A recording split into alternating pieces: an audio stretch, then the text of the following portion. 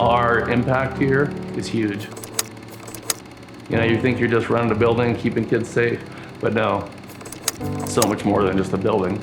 You know, it's a story about who we are and who we'll become.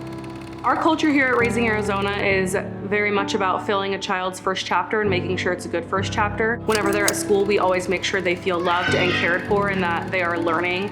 The families we do have, I feel like we've known for a long time. They come here, we see them every day, we see the kids every day, the moms and dads every day, and then the staff every day. Like we've just come to like be like one big cohesive like unit. As a father of 4 girls myself, you know, that first time you hand off your daughter to a babysitter, oh man, calling them. You gotta make sure they're safe, you know? And so we understand what that's like. It really becomes a sacred relationship between you and the parents. You gotta have security, you gotta have trust. I'm a mom of 2, a 4-year-old and my newborn. My 4-year-old's been attending Raising Arizona since she was just over a year old, and we really like it here. Every weekend it's, can I go to school? I want to go to school, Mom. And I'm like, we don't have school today. But she just wants to go to school. 5 o'clock here, I left the building on a Saturday. It was January 11th, I'll never forget. I was at home just playing board games with my family. I have the Ring app for the doorbell cameras. And I had gotten a notification that a preschool was on fire. And I was like, oh my gosh, that's my preschool. So I was just like shocked. I'm like calling Paige, the director. I was sleeping, honestly. It was like almost midnight. My husband was next to me and my assistant director actually called him and was like, you need to wake Paige up, you know, the school's on fire. It was like so surreal and crazy just to see your school up in flames. It's just talking about it's emotional. We all come down to the school and fire trucks everywhere, right? And then water and foam and firemen. It was shocking. As I walked up to the building, you could see the charred remnants of the front. It was just a mess. Seeing the kids' artwork just on the floor, like burnt. Yeah, I was speechless. Little tiny jackets that were half burned and some of the blocks that were just disintegrated on fire. A lot of things that we had put our heart and soul into had just been overnight, just vanished. It was devastating, really. The day before, we were all here having a happy school day, making lunch. Kids were laughing, playing. We stayed late to put all the furniture, you know, said bye to all the kids, you know. We were trying to make the place prettier, better for the kids. This is a really old building. And so we had just taken everything off the walls and painted them. And the vent in the laundry room actually got left on just to help kind of air everything out after painting. The vent just sparked a little piece of lint. The motor went bad. And it quite literally blew up and went into the attic and just set everything on fire from there. It was kind of just like shocking that something so small could cause all of this. Luckily, no one was in the building. That's really what we're grateful for as much as anything.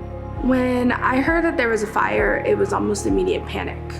I knew that I'd have to at least temporarily figure out something else for my daughter, which was going to be very hard for her.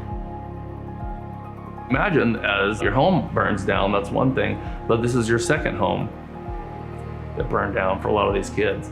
And so that was tough for them too. All these parents need childcare on Monday. You know, they weren't prepared for a fire, neither were we. I personally called every single family and walked them through what was happening, walked them through our next steps, and just kind of told them that we are gonna do our best to find somewhere for your child to go. We never wanna leave you guys without care. So luckily we contacted a few other schools around. They were willing to take them in immediately, and we had no idea how long it would take to rebuild the school. We were hoping a few months at that time. We're on a scholarship, so they made arrangements with another daycare to accept our scholarships to make sure that we still had care for our children, which I think was amazing because I really didn't know what to do next. And the staff here helped us through it a lot. I wanted to see us get back to where we were, you know, and I also knew it was going to be like patience, just waiting for everything to settle in and come together. It's just a long process of working through the insurance pains and working with contractors and bringing this old building up to code. After putting the furniture together and getting the room set was really like a breath of fresh air and a fresh start. I feel like they took something really scary and sad and turned it into something amazing. When I told my daughter that she would be returning here, she was so excited. She happy danced, and the joy of going to school is back. The first time the kids toured through, they were so excited. You should have seen their face. Wow, it's their school again. To watch them now run around the playground again and to be back, it just feels amazing. Raising Arizona came back even better. It's just been the biggest blessing in my life. It's been the biggest change for me and my daughter, and I really feel blessed that we were able to reattend. Our school wouldn't be open without our families, so I am forever grateful to all the families that wanted to come back, and yeah, we love every one of you. Got a brand new building and we want to put as many kids in here and families in here and love in here as we can. So much of who we become was just written into us from whoever was caring for us our first few years. It is a great privilege. Such a privilege to be able to write that first chapter in the lives of other people's children. Let's make sure that first chapter is something special.